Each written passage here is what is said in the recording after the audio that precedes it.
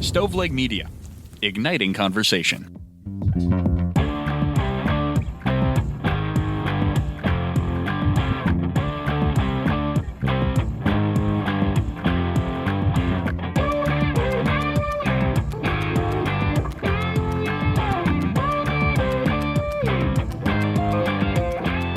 This is True Crime Cast. Jamie, joined by John, as always. What is happening? Not a whole lot. That's a lot. There's a lot going on. There's a lot. Things are great. Things are busy. Like it's fall. The weather is perfect, and I just have to remind myself that slower days are soon to come. This is the time I'm you lying want to myself. The slow days, to be outside and enjoying the beautiful weather here in Kentucky. Hopefully, those of our listeners that have been impacted by severe weather are doing okay, and then hopefully we're all in for some good weather coming up, but we are in for some good murder discussion today.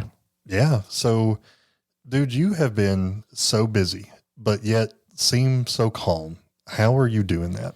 I'm about 3 months into this round of Magic Mind. We've done it before, but I've been taking that mental performance shot every day for 3 months now, and I just feel so on top of it. I've more than doubled our TikTok following. We're putting out more and more bonus content, working on wrapping up a novel. There's so much going on, but I feel ahead and I feel motivated, and I feel like I have a clear mind to do this kinds of things.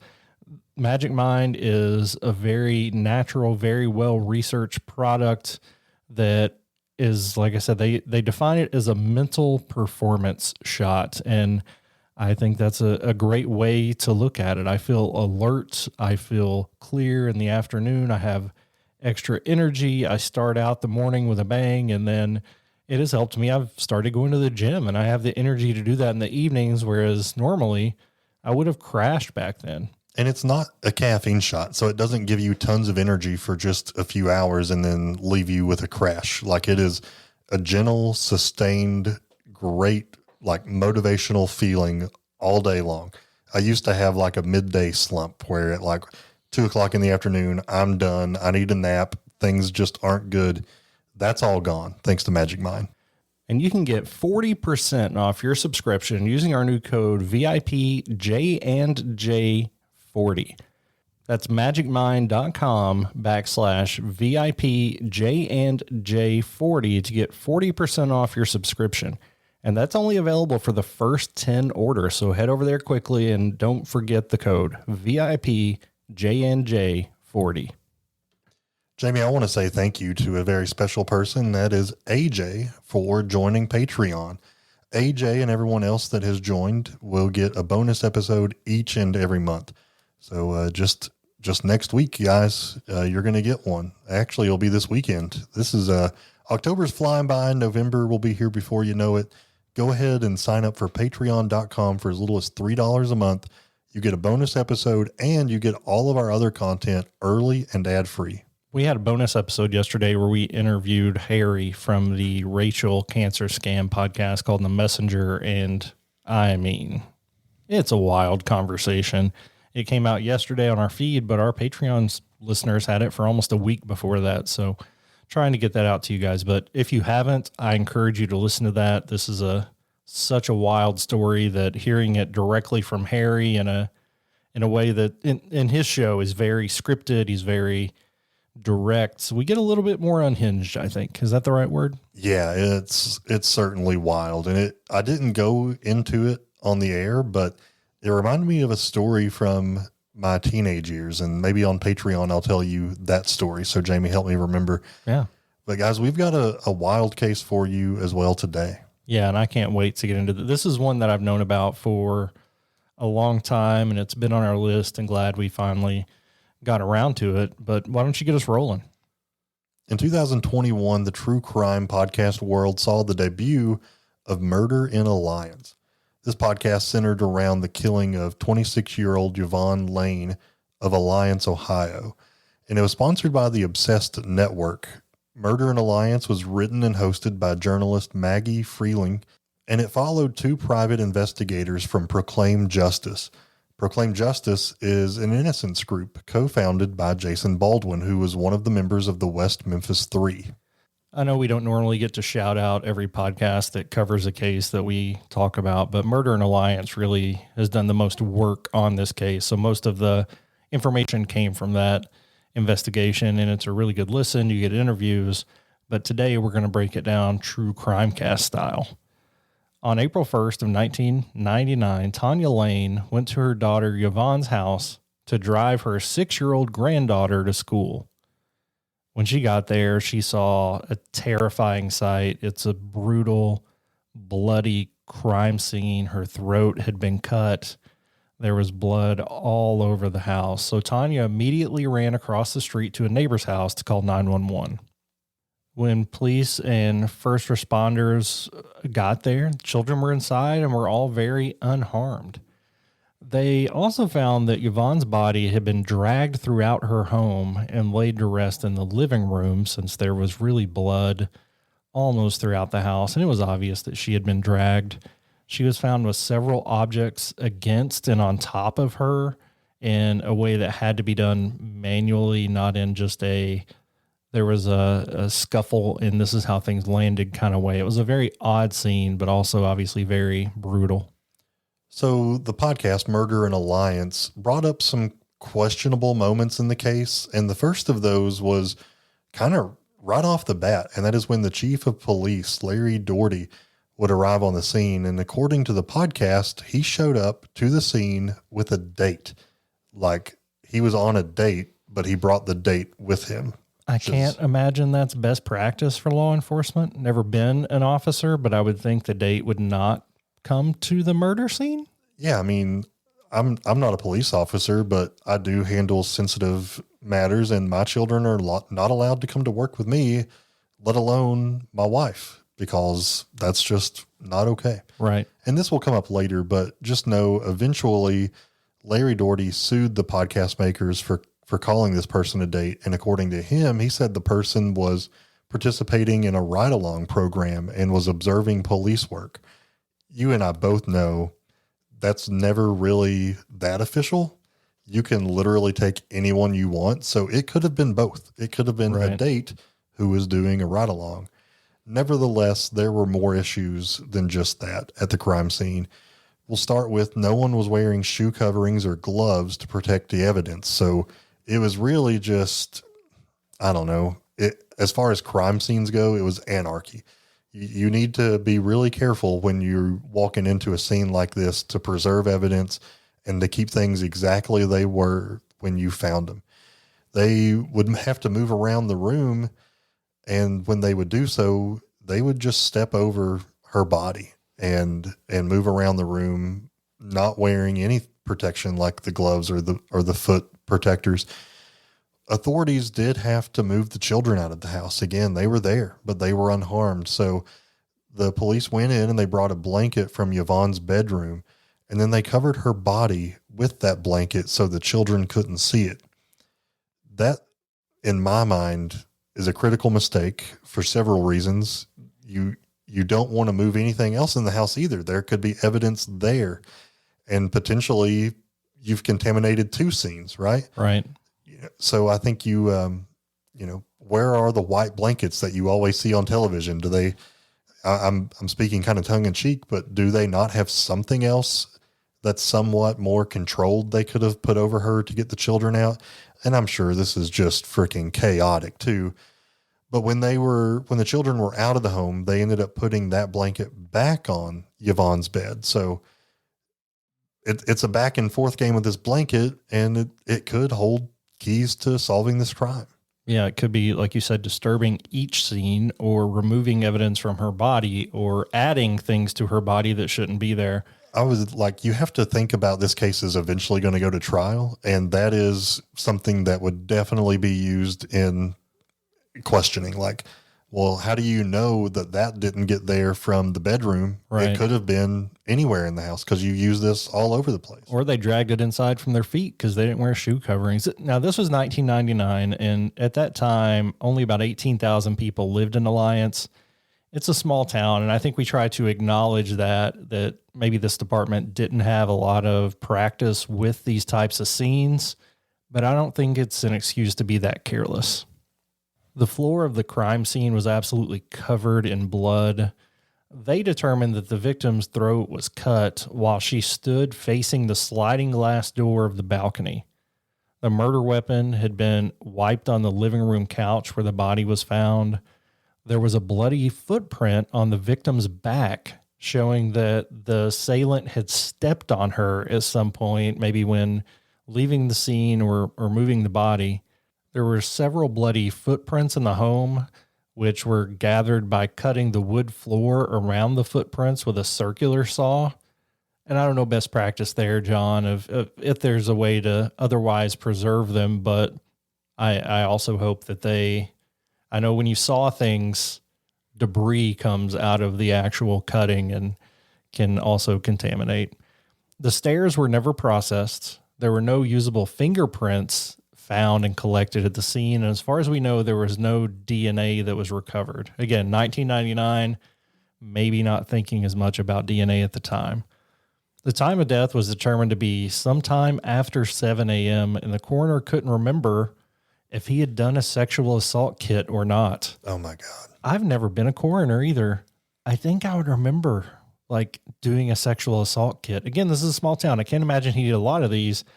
I would think it would be memorable.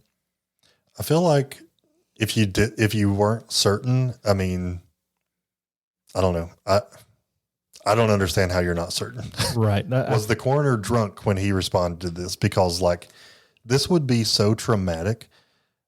I don't care how many traumatic things you've seen. You're going to remember this. Right? Yeah. And I would think if you did the kit, you would have some kind of results somewhere. So if he doesn't remember and doesn't have evidence, I'm going to assume he didn't do it. She also had a bruise on her thigh. She had been hit in the head, and those are mentioned in the autopsy, but never explained of how they possibly happened, of whether they could have been from a fall, how old the bruise was, or anything like that. Some people might be listening and say, well, how would you know? If you were hit by something, how are you able to know what you were hit with? But I've been trained, and social workers have been trained, we can look at a bruise and tell you pretty much, was this done by hand? Was this done by an object? You're able to identify with a pretty high likelihood of what happened just by examining those bruises. When police began to investigate Yvonne's past, they found that Yvonne was in the middle of a paternity proceeding for one of her children. We always talk about this. Whenever there's a female murdered, you always want to start with loved ones. Was there a husband? Was there a ex that would be upset?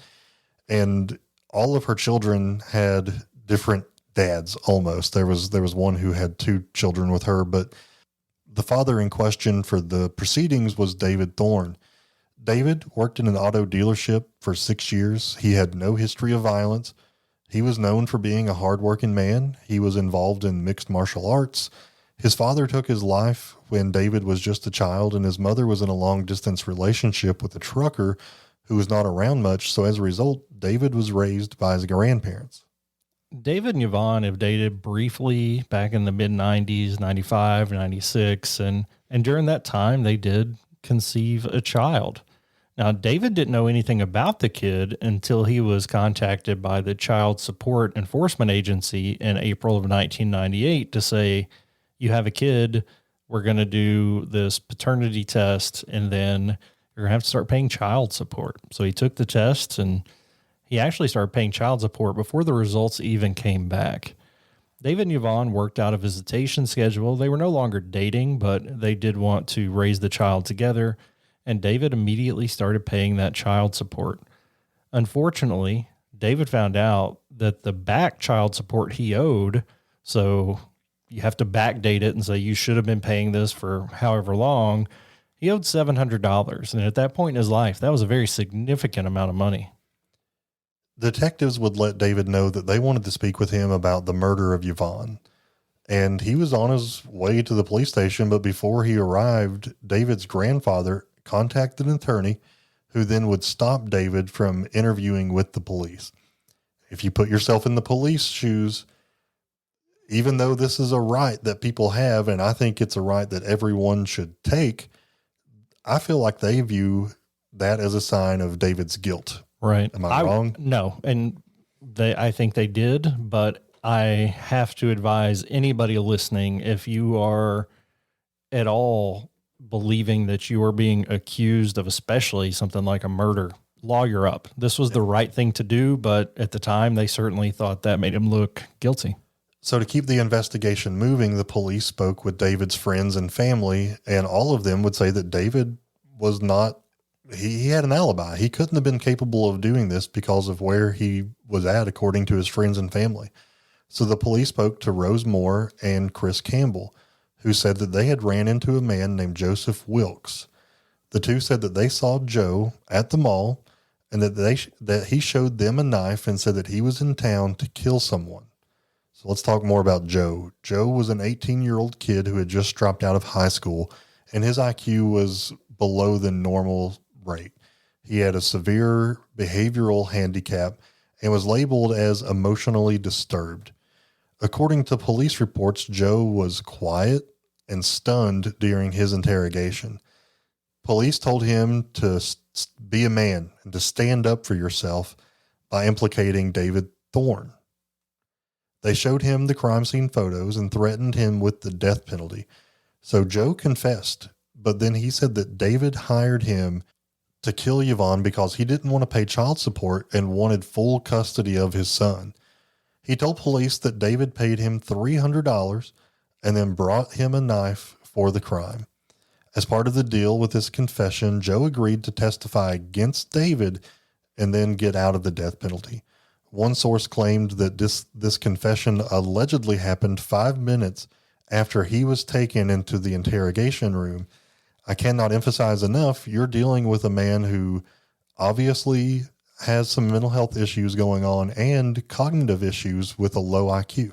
And when we think about false confessions, which is what we'll get into here in a little bit, we usually think about that happening after hours and hours of interrogation and being pressured into giving that type of confession. And since it happened after just 5 minutes, some use that to argue to say that he wasn't doing so under the pressure from the officers. Well, I think in 5 minutes, they told the kid that the police, like, he's going to get the death penalty if he doesn't say what they need him to say.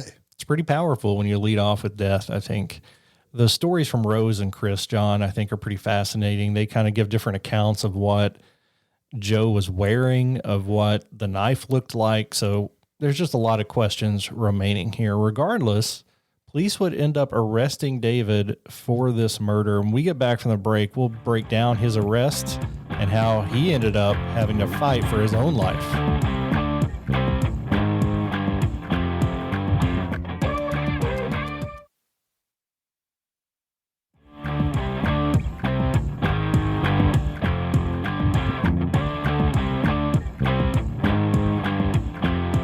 In July of 1999, police arrested David Thorne for being complicit in aggravated murder. David's family mortgaged their home and paid Jeffrey Hout, who was supposedly the best criminal defense attorney in their county, $100,000 to represent David. During the trial, Hout hired no experts, and he called only one witness during the entire trial. It's said that he often smelled like alcohol in the courtroom. And 1 month after the trial, he lost his driver's license because of a DUI. So far, it seems like he did not live up to being worth that $100,000 price tag.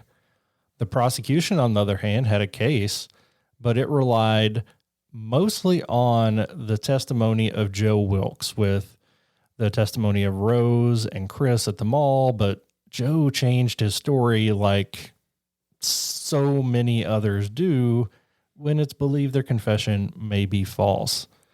Joe gave police 2 different statements to start out, but when he testified in court, he couldn't remember which one he was supposed to go with, and he got most of the basic details of the actual crime wrong, like what room Yvonne was killed in and where she was found.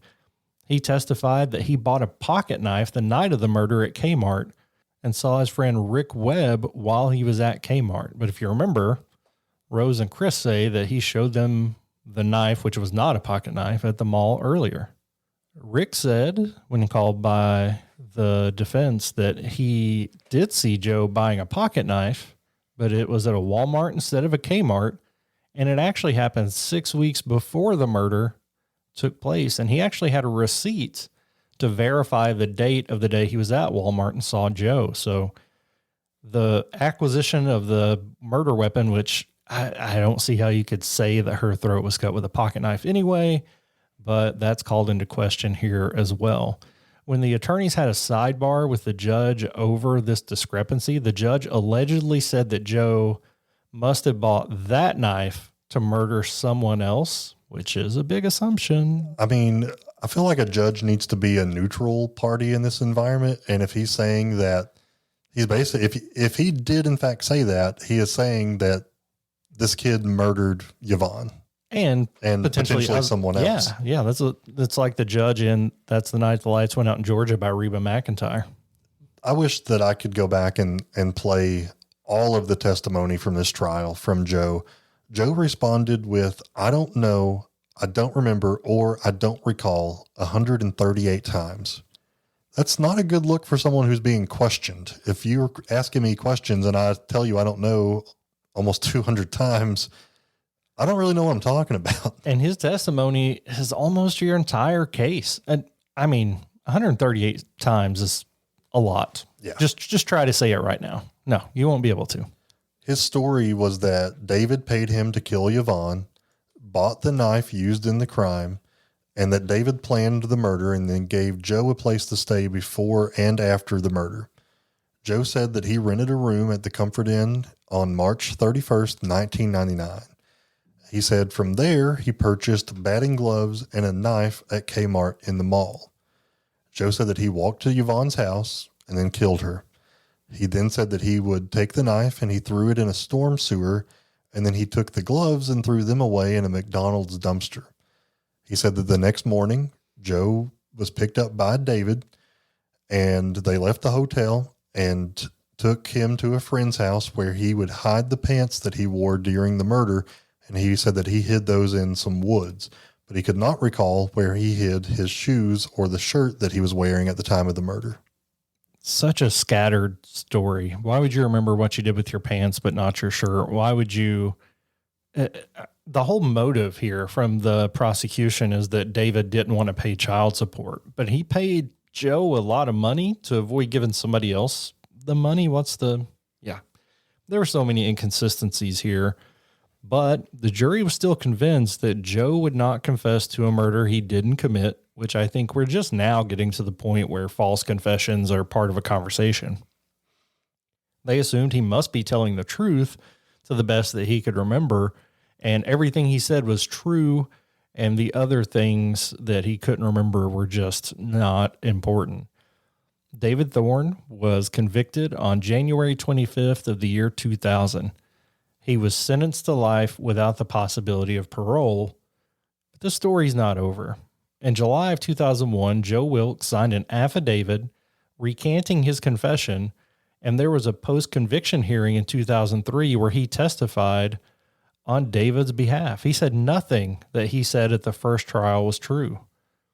At this hearing, Joe stated that the detectives told him that all that was needed to convict me of this crime was a statement made against me, and that I would be put to death, that if I would testify against David Thorne, that I would be spared the death penalty. I was willing to make this deal to save my own life.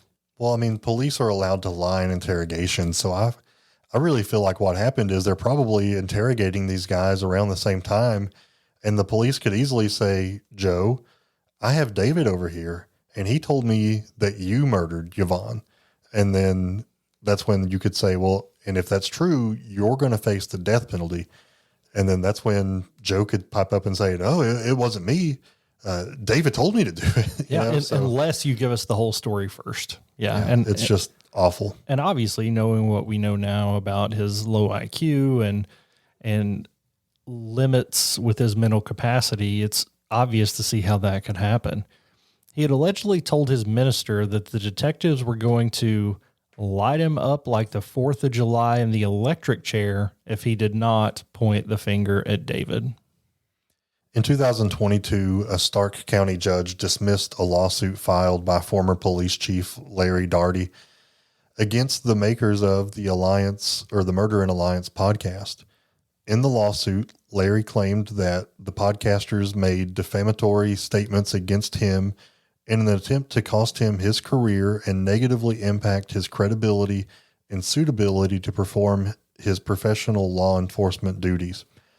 The judge said the foundation for the podcast claims that Larry had brought a date to the crime scene came from a private practice criminal profiler, Brent Turvey, who was brought in as an expert for David Thorne's 2003 appeal. In that report, Turvey alleged Larry responded to the call while on a date and brought the date with him to the crime scene. And the court ruled by using this source, the makers of the podcast were not acting with malice, and the lawsuit was dropped. Yeah, defamation lawsuits are really tricky, and like you said, it's they were acting on information from an alleged expert, so it was not considered defamation. Let's look at some other suspicious aspects of this case. In his post-conviction appeal, it was noted, like we said earlier, the crime scene was not recorded before detectives started taking evidence away and moving things around. So the original state of the crime scene was unable to be replicated or even described. The temperature of the body was not recorded, so they weren't able to put together an accurate time of death. They didn't even look at lividity to help determine that either. Yvonne's mother, Tanya, said that she didn't believe that David would hurt Yvonne because they were reconciling for their son. They seemed to be getting along on really good terms, and that he had never brought up the inability or unwillingness to pay child support. She did tell police about several individuals who might want to harm her daughter, included a man named Eric, who had a history of physical violence against Yvonne. Tanya also mentioned a former friend who had stolen Yvonne's purse the year before, and a former Alliance police officer named Artis, who had allegedly attempted to sexually assault Yvonne in the past. Now, there's no evidence that these leads were followed up on, and there's no confirmation of the facts that Tanya was sharing, so it's hard to tell what actually happened. Besides a really short interview that they had with Eric, and he was in prison at the time of Yvonne's murder. But Tanya thought that he may be somebody that could pay another person to commit this crime, but nobody seemed to look into that. Police asked Tanya about a cream-colored truck with a ladder on it, as somebody had allegedly seen it near the crime scene at the time, and Tanya said the only person she knew who drove a truck like that was Eric's dad, who had been in contact with Yvonne recently. When Eric was interviewed, he also brought up Artis, the officer that Yvonne had accused of sexual assault, and that he had threatened her as well. He said, Eric being he, that Artis had also been stalking Yvonne and that she was very afraid of him. Eric's parents, Linda and John, told investigators that they suspected somebody named Shannon. But since Shannon was in prison at the time, they didn't follow up on that lead either. So it feels like everybody's pointing the finger at somebody else in Alliance, and the list of people not being accused is getting shorter and shorter. The lead detective in the case wrote in his report that no one else had a motive to kill Yvonne, despite all these other possible suspects. David's new lawyer also outlined that David's previous lawyer had a substantial alcohol problem, noting that several people at the trials said that he was drunk and also had alcohol on his breath. More people also told David's new lawyer that they had similar issues with this previous lawyer in other trials. One of Jeffrey Hopp's former employees even quit because of repeated issues from his alcohol abuse. All of this, plus Hopp's failure to counter any evidence or question any contradictory statements at trial, the new lawyer argued that this was definitely a case of ineffective counsel. And ineffective counsel is actually really hard to prove when you're using that for an appeal. That attorney, Jeffrey Hope, died in January of 2009 from acute alcohol intoxication and hypothermia. He had walked home from a bar and was so drunk and disoriented that he couldn't find his front door, and he was actually found dead in his backyard. The blood alcohol level when they found him was 0.27, which is over 3 times the legal limit. And again, that was probably diminished from the time he left the bar. All of David Thorne's newly discovered evidence, which included Joe's recantation, was rejected by the trial judge. In fact, all of David's appeals, local, state, and federal, have all been rejected, so he remains in prison today. What if, Jamie, if you could go back, or if you had the power to do anything in this case, what would you do at this point? Now, or if I could go back from the beginning? No, I think from the beginning, I think a better investigation would be awesome, but I guess now is the only thing we can control. So if you were a judge, what would you do? Yeah, so we don't have a ton of physical evidence, right? They didn't do a good job of setting that up and collecting it. If they were able to find that a sexual assault kit did happen, that would likely have DNA if she was indeed assaulted. I think Joe has already changed his testimony, so who else could say anything besides the primary witness that would change the idea of David unless somebody else confesses to it? I fear that they've done such a bad job in this investigation because there's really no physical proof at all that this happened, that money changed hands with David and Joe. There's really nothing there. So I don't know what you could come up with to dispute the evidence since there was none. Yeah, that's exactly what I was going to say. The only thing that tied David to this was a potential motive of not wanting to pay child support. And then, of course, you have David saying, or you have Joe saying, David paid me to do this, but then said all of that was bullcrap. So only thing you have is a fabricated motive. That's not enough to send someone to jail for the rest of their life. And usually an alibi is good enough, but they, of course, claim that his alibi was set up just to protect him from being prosecuted here. So everything was lined up against David. Now, do I know who killed Yvonne? Do we know? I don't think so. Do you even think that this Joseph cat was involved at all? Or do you think he just made some weird statements to these people at the mall or Kmart or wherever, and now he's stuck? You know, given their inconsistencies, because I think one of them said that he was wearing like a white suit at some point. The other said he was in jeans. Like, I don't know how trustworthy their evidence is. You and I always question eyewitness testimony either. What are they able to say that Joe told them? Well, and if all he said was, or showed them the knife and said, I was hired to kill someone, he didn't say who. Right. You know, so did they tell the police this and they were like, well, who's been killed recently? Oh, Yvonne, we still haven't figured that one out yet. And they claimed that they saw the knife, and one of them said it was a big knife, but a big knife wasn't used. Yeah. Or a big knife was used, but he claimed it was a pocket knife, which was the official story of the prosecution. And then that was never, like, they never fully went all in on any knife. So, and I think a good defense attorney could have picked a lot of this apart.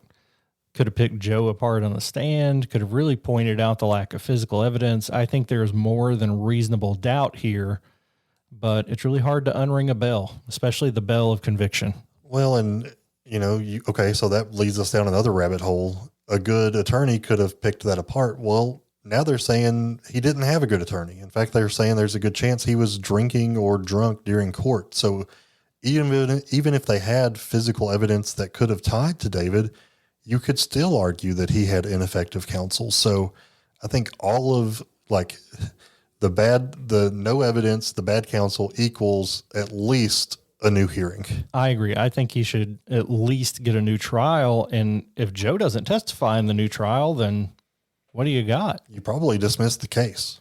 And I mean, Joe had a plea deal to avoid the death penalty. So I wonder how a appeal of David would impact Joe's case. But yeah, I think he deserves a new hearing. Ineffective use of counsel is really hard to prove. But if you're like, hey, my attorney was drunk the entire time, he's no longer here to testify. It's like, well, how'd he die? Well, he drank himself to death. Oh, well, that checks out. So like, it seems pretty obvious that he wasn't very good. Not to bring in any experts, not to call. He only called Rick Webb, was the only witness he called. So I just wonder. Seems pretty clear. I just wonder why wasn't some of these issues brought up during the trial? Like, we know that David's grandfather stepped up to the plate and was like, hey, you're being questioned for this. You need to get an attorney. And then they get the attorney and now he's drunk. Like, why don't you just throw up some red flags and say, Judge, things aren't going great. And our attorney over here smells like liquor. So can we please do something else, please? Yeah. I wonder what that process looks like. And again, we have some rumored quotes from the judge to show that he may not have cared anyway. But as a judge, if you notice an attorney's not doing their job, don't you do you say anything, or do you just say that's the attorney he chose and this is the route he's going? I don't know. Yeah. And I think you're right. I wondered at first, I was like, is this someone appointed by the court? But this is the guy that the family picked to represent him. Paid him $100,000, which I bet a lot of which went to booze. Well, I don't know, man. It's honestly just a cluster all the way around. And at the end of the day, you've got Yvonne, who was murdered, and I don't really know that you have the right people being held accountable, which means absolutely no justice potentially for Yvonne. And the other killer could potentially still be out there. So I listened to Murder and Alliance when it first came out, and I've been looking forward to this conversation literally for years. So, and I got just as fired up about it as I expected to be. So really hopeful that somebody listens to David and those working with him to get an appeal, and that he's granted some kind of relief or some kind of new trial. Because I think if we're looking at, I don't know, I feel like lately is the revisitation of old cases. Like, we're about to let the Menendez brothers out, which I have no problem with. But if we're looking at old cases, let's try to right some wrongs. And I think a new trial here would do that. Yeah. Man, Menendez brothers, God, we could do a Patreon just on potentially our thoughts on that. Yeah. I don't know what I think. Maybe we will. I think they murdered their parents. Whatever reason why, I don't know that it matters. Yeah.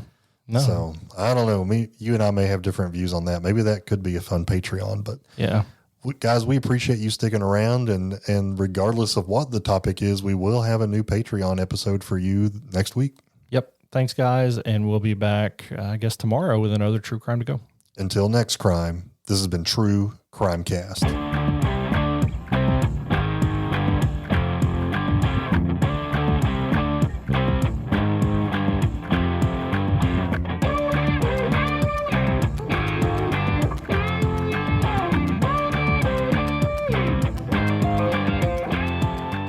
You've listened to True Crime Cast, distributed by Stoveleg Media.